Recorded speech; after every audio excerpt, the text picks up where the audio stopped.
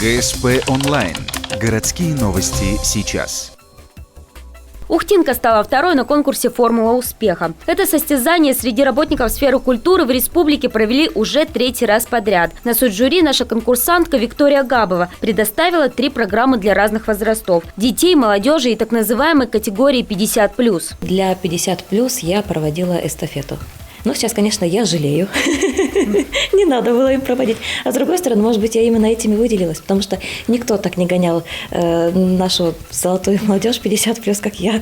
До победительницы участницы из Воркуты Виктории не хватило совсем немного. Минусом стало отсутствие современных технологий выступлений Ухтинки. Но она не расстраивается, говорит, второе место – это тоже победа, только есть куда расти. И планов роста, что называется, громадье. В первую очередь выводить свои программы с площадки Коми-культурного центра на общегородской уровень.